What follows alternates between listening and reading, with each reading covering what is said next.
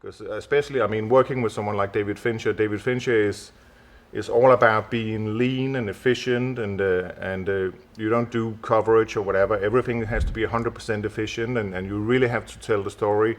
On that, we used two cameras, all religiously, and we would shoot both cameras from start of the scene to the end of the scene. Everything had to be 100% efficient, and I like that sort of mentality where you don't just go out and sort of try and cover yourself, Right. but you follow an idea, and then you shoot the images in the right order. You start with the most important shot, the shot you need, which doesn't have to be the wide shot of the master or whatever. It's like the one shot that tells the story. Because very often I find when you break down the scene beforehand, you think you need like 8 shots, but if you do the most important shot, then the whole scene is going to shape a little bit around that, because the actors is going to sort of fold into that to where that camera is. And then I think as you work your way through it, very often you find out after you done 4 setups, maybe it's like, okay, we have the scene now. All the rest, maybe we don't need the wide shot, maybe we don't need that insert, maybe we don't.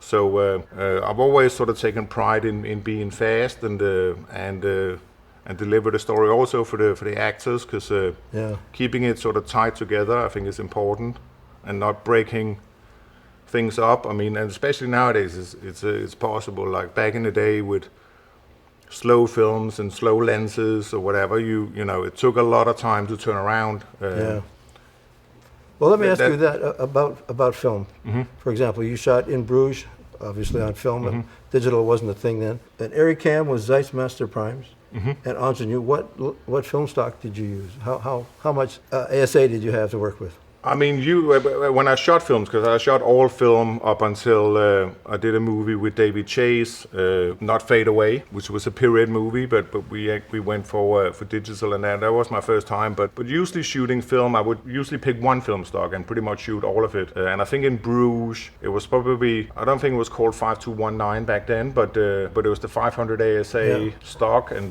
now, you and I haven't spoken before. This is exactly my philosophy.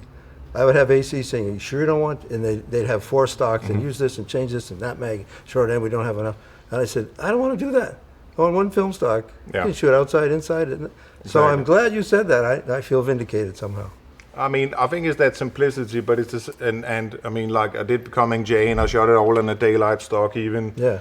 Though a lot of it is candle lit, but obviously that really sort of makes that contrast of color, and you really distinguish. But it's a philosophy I sort of carry through onto digital as well, because I usually make one lot for digital.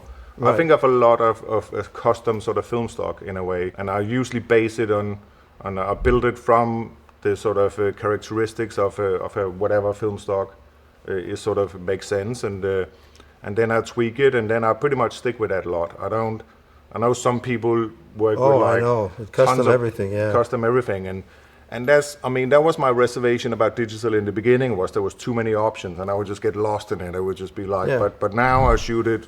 To me, it's just I put the lot in, and then there's a button that the AC press, the stop and start, and that's kind of it. I don't do a lot in the DIT 10 either. I like to operate, but I like to sort of, I think you should do the changes in front of the camera and not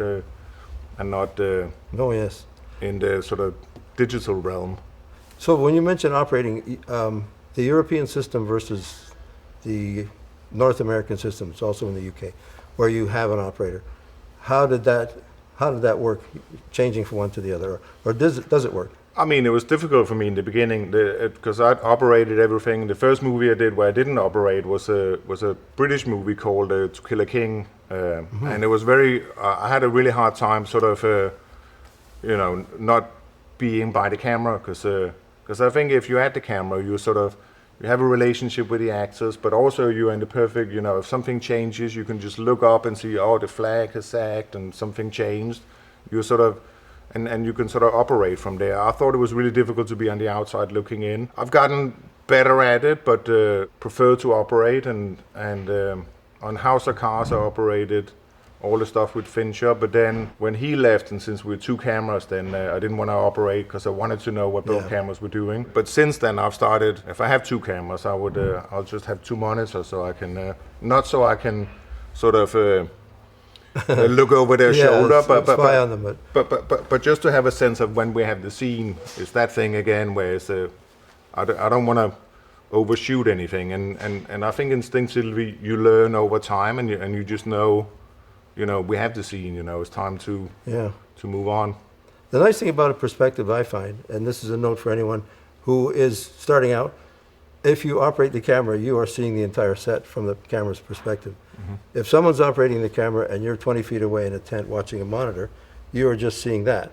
So the inspiration for anything, or the inclination to say, what about a pan, what about this? You don't have that. You're in Cyclops vision as a spectator instead of a participant or an instigator.